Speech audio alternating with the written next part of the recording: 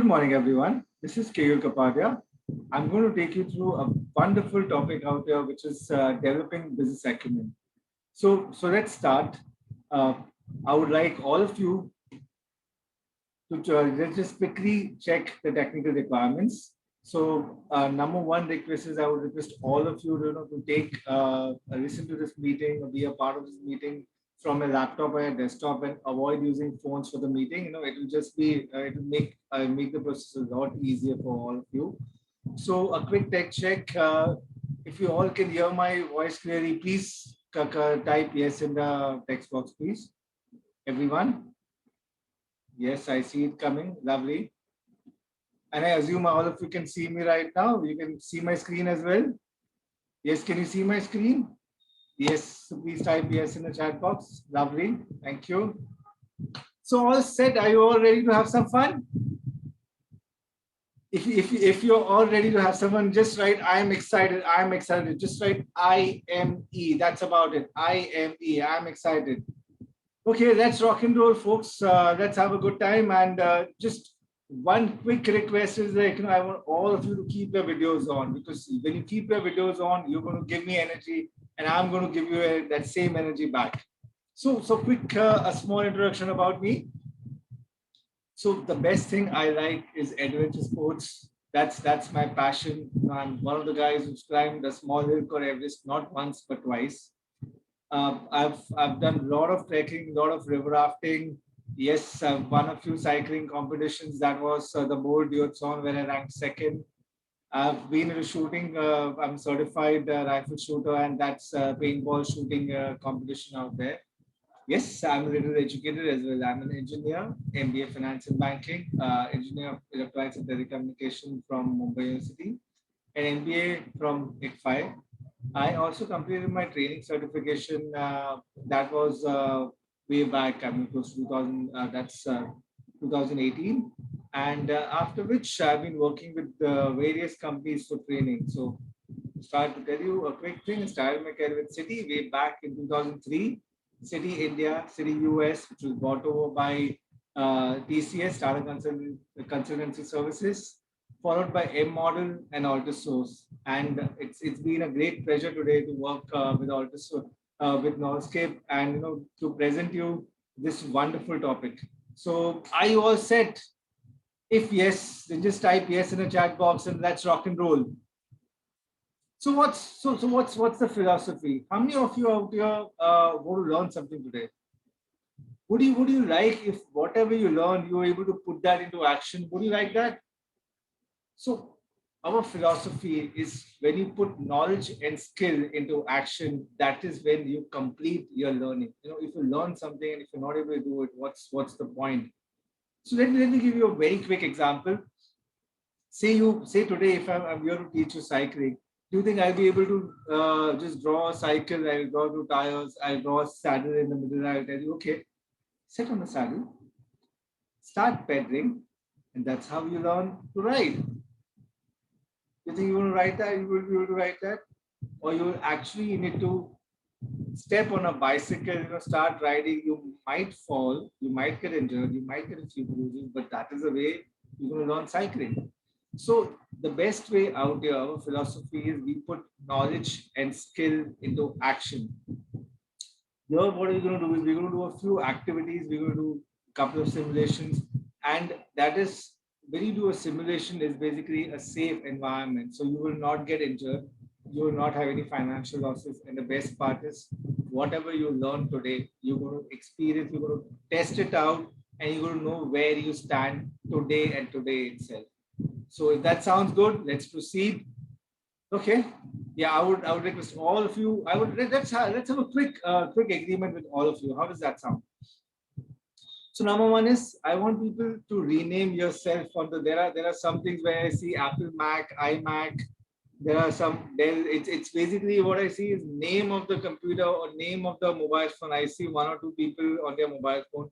So why don't you rename yourself on the participant list? It will make me. I would love to call you by a name and not call you by the what you're seeing out there. That is something which I want to do. That's nice. I see a few changes happening. Lovely. A quick thing, request to please put your mobile phones on a do not disturb mode. Then if you get disturbed, you might just disturb the other friends as well. And if you're using laptop, the most important thing is to silence your notifications, especially Outlook, not Outlook. And if you have other tabs, I would request you to close all the tabs right now, and just keep the Zoom tab or the WebEx, whatever platform which you're using. I think we're using Zoom out there. So let's just keep the Zoom tab open and close all the other tabs today for the next 90 minutes to make sure we have a very good time. And you just learn a lot, and you don't get disturbed by any of the other things. Keep your mobile phones on silent, do not disturb, and that's very, very important today. And most important thing, keep the cameras on. It would be lovely to see the faces, and I would want you to that if I would be doing this in real, I would be jumping around, giving high fives to each other. And at the same point, I would see their energy, giving you their energy. I would request you to ask questions, whatever you have, and yes, use I saw some emojis coming in the chat box. Super, keep it flowing. It's the time of emojis, and applause is by way of emojis. You can play a quick sound of celebration. That's something like that. Let's move ahead if you're ready. Okay, if you're ready, so why not just pump up the energy meter? Why not give a high five to the next person, and let's get started. So give a high five. The next person, look around, just give a high five to the next person, and let's get started. Lovely. I see that happening. Nice. Thank you. So let's start with a very quick, a simple question. So I'm going to give you all 15 seconds. How much percentage of employees remain unaware of your organization strategy? Quick, your 15 seconds starts now.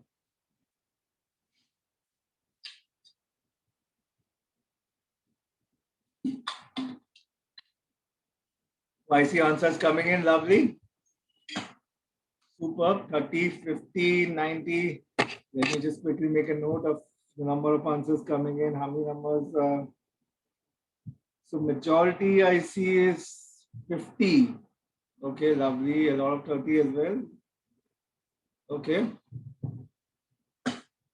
I repeat, it's the statement here is how much percentage of employees is unaware of the organization strategy. You will be shocked to see the answer. There were only 2 individuals in the entire group who got it right. So the answer is 90% of the employees remain unaware of the organization strategy as per HBR, which is Harvard Business Review. And that's something which is the benchmark. So think about it. Why is it that we are discussing this data today? Do you think that you need to be aware, you need to be in line with the organization strategy? How many you say yes? If you need to aware, just someone see in chat box, somebody say yes or no. Yeah, yes and no, perfectly acceptable answers. Why don't you just type yes and no? Whether you need to be aware of your organization strategy. Lovely. No, yes, no, yes. Nice. Okay, that sounds good. That sounds good. A lot of yes coming in. Yes, you should be aware of your organization strategy. I remember the vision of Walt Disney. Disney's vision is basically we are in the business of making people happy. Yes, a lot of times they go out of the way to make their people happy, but that's how it is because it's their vision. So the employees need to be aware of the organization strategy. What is the organization looking at? What are who are their competitors? What is who is their end market segment? It's not something that they come to work, finish their task and go. That's not something which we want from the employees. Superb. Yeah, all thumbs up. I appreciate it. If you're learning, the way you can express this, you can put a thumbs up. These emojis help me. They're giving me energy, and I'm sure I'm going to give the same energy out to you.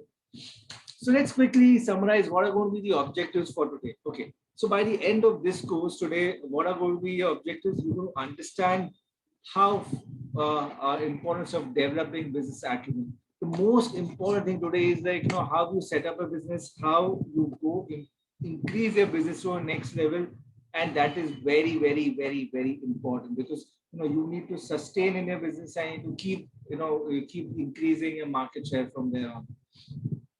So comprehend and analyze the interconnectedness. Now, when you say interconnectedness of various business elements, basically the nuts and bolts of the business. So whatever business you're doing, like you need to ensure that on a gradually it goes on an autopilot mode, where when if you're investing something, you're getting benefits out of it. You're trying to increase market share in new markets, new products in existing markets. So that is very important. So let's comprehend and analyze the interconnectedness of various business elements. The next one, let's appreciate the dynamics of a competitive marketplace. Now, this is very important. When you realize, where you stand and how the competitive market is going to help you demand you to do a little better, and obviously the various marketing strategies which you have at play. And at the end, you're going to be applying all these learnings and actions in an activity which is with a simulation which you're going to pay right after the next 30 minutes. Okay, so if you're excited, let's move ahead. Let's start a quick game here, Brandomania. So after this slide, you're going to see 5 logos appearing. And 5 logos, I will also take you through a business model of each of these 5 logos. You need to tell me which business model and which logo goes hand in hand. So let's quickly start. I would request you to just have a pen and paper ready, or if you don't want to write, simply type that in a chat box. Do not hit enter. I will give you time when after the 5th slide, when all the 5 business models are over, that is the time when you hit enter, so that I will see all your 5 answers get recorded together. Okay. So wish you all the very best, and if you're ready, just type ready, or you can just ready, lovely, Akshita, okay, superb, Anand, nice, Satish, superb. So I guess we are ready to begin. So let's rock and roll, folks. So the first one coming here, here are the 5 logos, and the first business model I'm going to talk about is, okay, these are the characteristics of these are the business model for the first one: global sourcing of components, accessible suburban stores, quality products with sophisticated European design at low cost. In-store, I see a few people smiling. I'm sure you guys know it. Okay, in-store amenities such as coffee shops, restaurants, and daycare centers. I see a few smiles out there. Lovely. Okay, superb. That sounds good. So let's move to the next one. Producing and selling in the same place. Yeah, fashion industry. Adapting trends within 2 weeks, as is a very narrow supply chain. Short lead times for new products, quickly replenishing sold out products. Very, very important. This is something which I'm sure a few of you would have stepped into these retail outlets and we have made a purchase, and probably doing it quarterly, maybe 6 monthly or whatever. But this is one of my favorite shops I'm going to talk about. Okay, so let's move to the next one. Zero inventory operation. E-commerce, no purchase model in buying and selling, establishing value in software interface, whether you're giving e-payments or whether it's cloud interface, bridging sellers and global buyers. Let's move to the next one. We just have last 2 to go. Okay. 4th one, online content publishing and promoting multimedia encyclopedia. This is 1993, folks. Distribution of content via CD, DVD, and web platform, catering to mass market. Revenue generation via sale of digital products and subscription fee. One of the first one in the industry to come up with a subscription fee. Yeah, like way back, 1993, folks. Let's move to the last one. Mobile communication from anywhere in the world via phones, network and infrastructure of 75 satellites and 15 rockets. It is catered to mass market. The revenue generation 2 lines were sale of phones and communication, which is like the monthly billing. So if you're ready, folks, I'm going to give you quick 45 seconds to 1 minute. I'm sure you would have written your answers, and the time starts now. Yeah, if you're ready, you can quickly type all the answers in the chat box.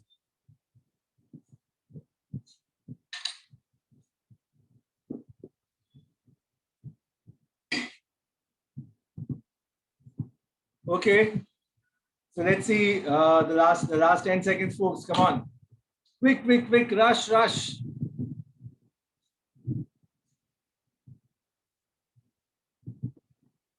Okay, thank you for all your responses. Like, let's look at the answers. So, like, before we look at the answers, how many of you realize that, like, you had been to those shops, so you had used that particular product, but were not aware of this particular model of that particular company. Yeah, Satish, Akshita, Anand, lovely. Okay, so three of you.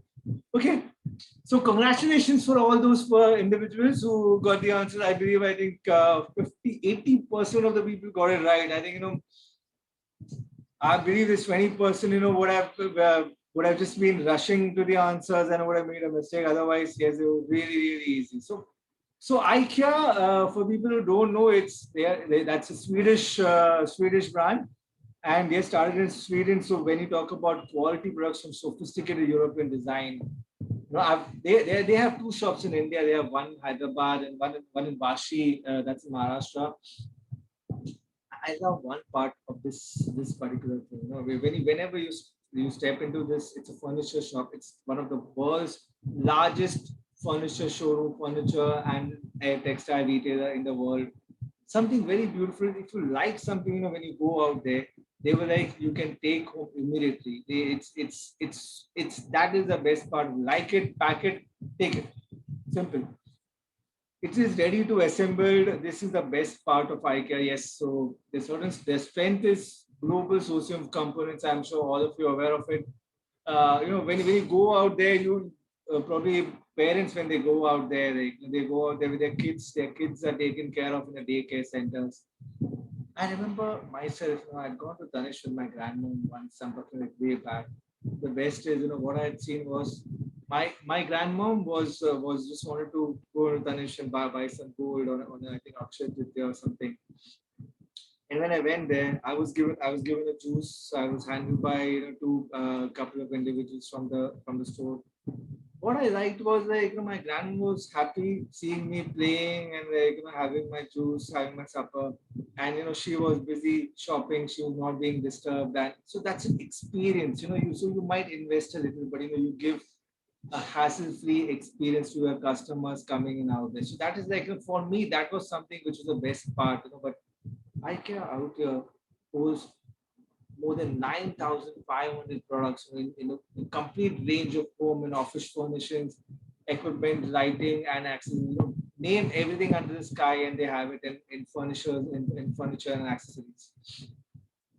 So therefore, the best. So the second most important thing is they are accessible suburban stores. You can just walk into their place, but make sure when you go out there, like you have a good amount of time. That's about it. Let's move to the next one. Zara. So how many of you out there? I'm sure I don't think there'll be any girls or any guy out there who would have not been to this particular place. So yes, were you aware that they were producing and selling in the same place? How many of you are aware of that? Can you raise hands, or can you just type Y can you just write aware? Let me see that coming in the chat box. Lovely. So for me, the selling point of Zara was short lead time for this new product. So they were able to produce 12,000 designs annually. I mean, that's probably like 1,000 designs in a calendar month. And it's not just about producing a design. It is about ensuring that it reaches the end consumer in, like, without a least waiting period. Like I remember one movie when Doom 2 was released, and when Hrithik Roshan takes that jump wearing that cargo trouser. We went to buy that particular trouser in the shop, and yes, we got it on the very next day of the movie. And by the end of the shopping scene, when we were leaving after a couple of hours, I saw that the number of all the trousers were sold. And I happened to ask the person out there at the counter, they're like, I need to buy this for my cousin. It's a why don't you drop in on Friday? It will be there. So on the fifth day, they were expecting the stock back. So quickly replenishing the sold out merchandise. This is like, wow. In a lot of other shops, they say, sorry, sir, this is a one-time thing. They will now the next time there's going to be a new product, but your sold out product gets replenished, which is and that too at a much faster pace. So pace, speed is something like, I associate Zara with, like, and they are the third largest fashion brand in the world today. And the most important thing they value is speed and responsiveness more than the cost. So yes, they are probably a little cheaper in the luxury design or luxury fashion industry, but yes, speed and pace is something like, for me is when I think about it, I think of Zara. So let's move on to the next one. Alibaba. How many of you have done shopping on Alibaba? Yes, the largest online retail company in the world. If you probably go back, we're in 2021, but if you go back a little in 2016, I think as of April 2016, if I remember, Census was the world's largest retailer. And if I remember, it had operations in more than 200 countries world over. The best part is like, the revenue stream. I mean, it's on mention out there. But the revenue stream was, e-payment services. Obviously, they offer a marketplace for people to buy and sell. That's another thing. Cloud computing. That's, I mean, that to AI enabled or data centric cloud computing. What they enabled. If you compare a nearest competitor, if you think of we have Flipkart and Amazon in India, so they all have their warehouses. Alibaba even today does not have a warehouse. So their model is different. There's no purchase model, buying and selling. They're just giving you a marketplace. Yes, they establish value in software interface because they're giving you Ali payment, which is like the e-payment. They're giving you AI or data center cloud computing. That's another thing which they give you. The best part is all Alipay is like, enabled for third party platform, and you don't need to pay to become a seller. Like if I remember, few of my clients, when they participate, when they became sellers on Amazon, they had to pay 999 as a fee to Amazon per year to start selling on Amazon. Out here is they don't pay a single penny, and it's bridging the gap between Chinese sellers and global buyers world. That's the best part. Okay, the fourth one, I'm sure a few of you must have used it. 1993, I think, Encarta. I think Microsoft launched Encarta, and the premium one was launched a little later.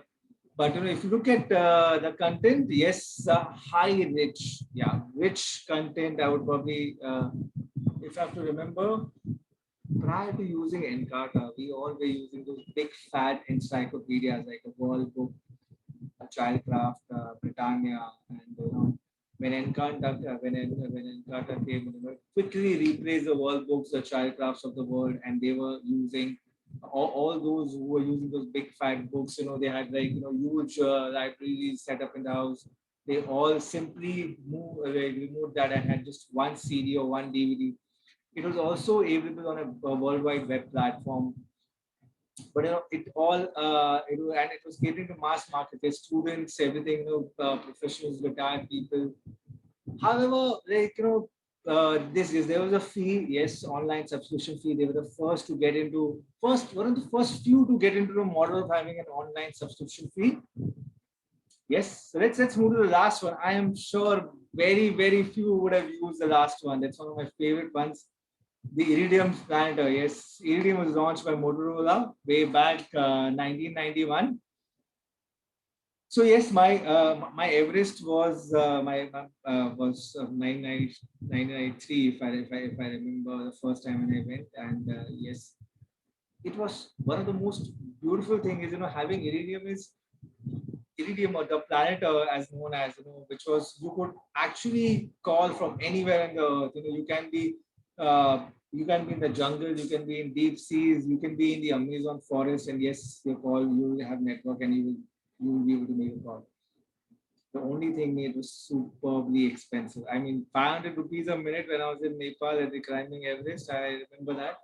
Our trek leader had that, or which is like US dollar 7. If you compare it with the standard local carriers like AT&T, 50 cents, mobile, like 50, 60 cents.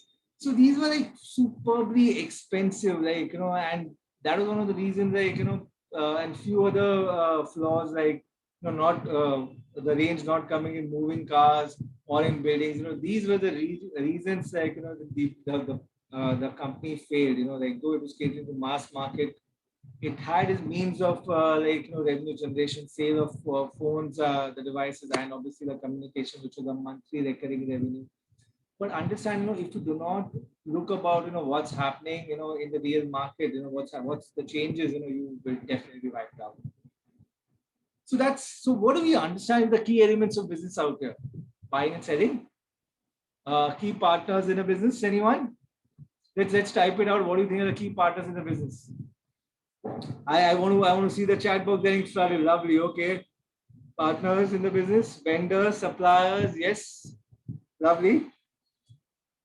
Establishing customer relationships, CRM. So first time when you go to say, let's talk about Domino's, you will order pizza. The first time when you go out there, they will take your mobile number, they will take your birthday, your wife's birthday, and your anniversary. So on your birthday, you'll receive a happy birthday message, happy birthday email. And the best part is, on sometimes you'll also get a coupon there, like you're 20% off on buying the second pizza on your anniversary, or 30% off buying a second pizza is totally free.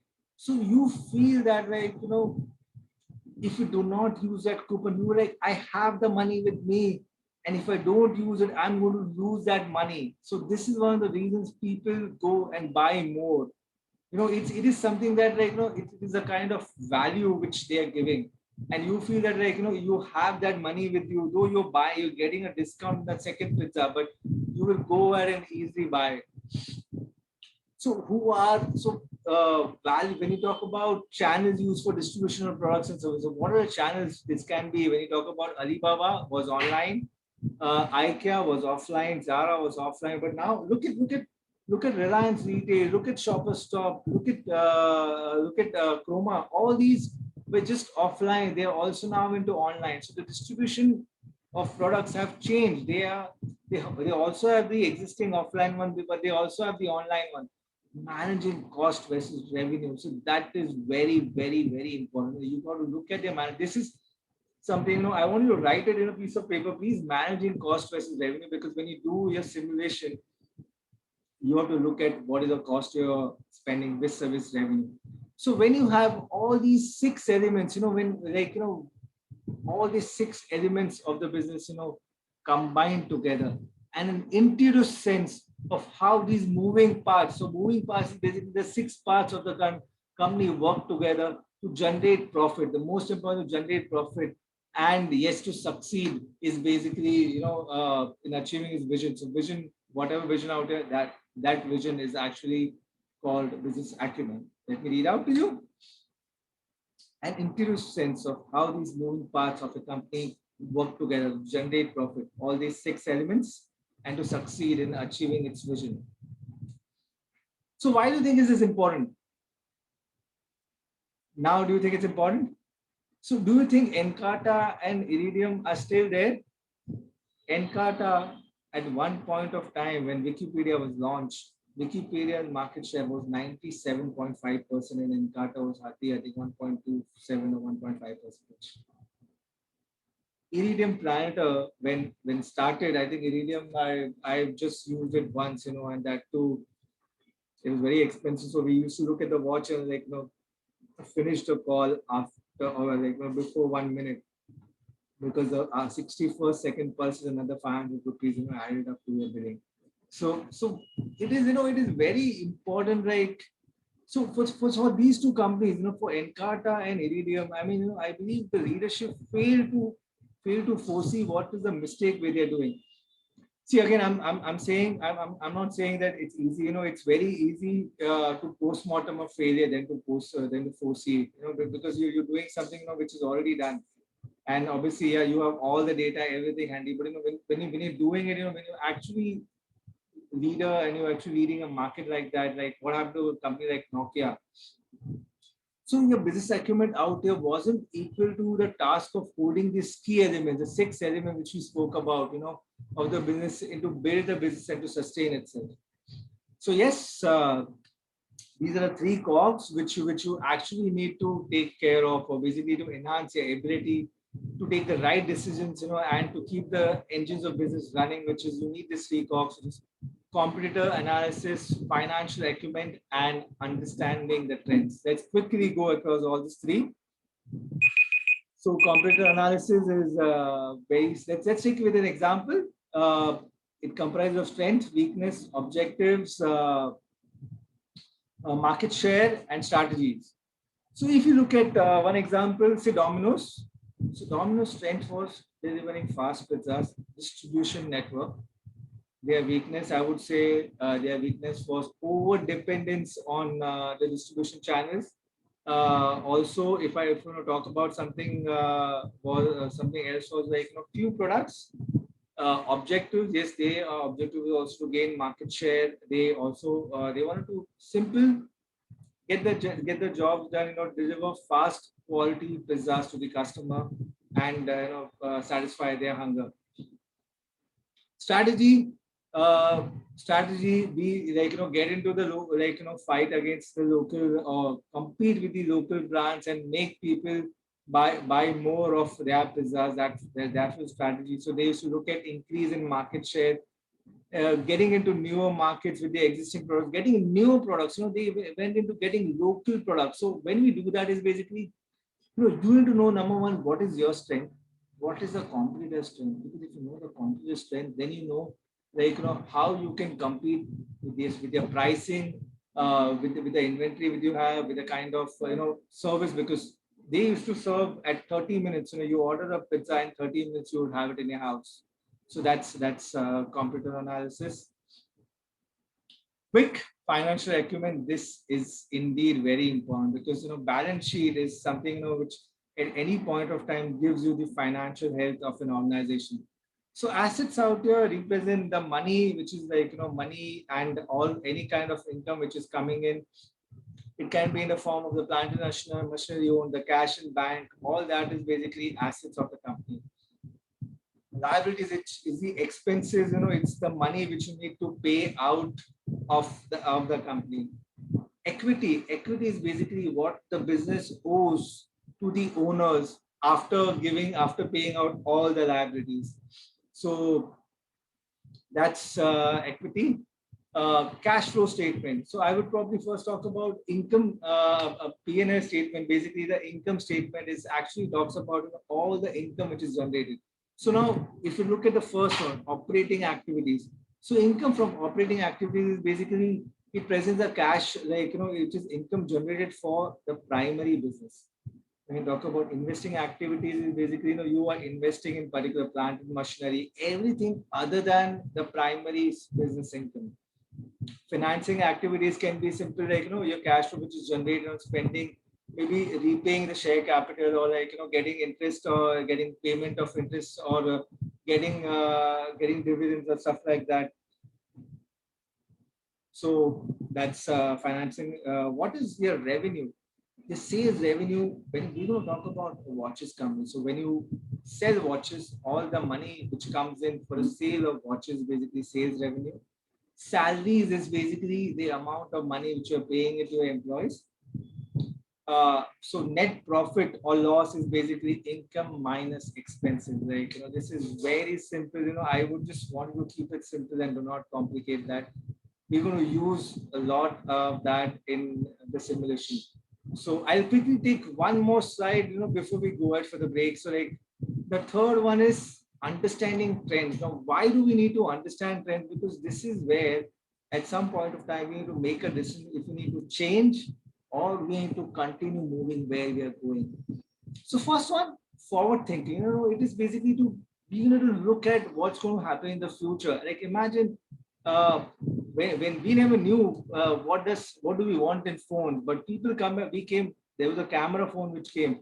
Now people have stopped typing, and they simply speak. So what is that? They basically convert voice into data. So there are a lot of new features keep coming and coming. So that is forward thinking.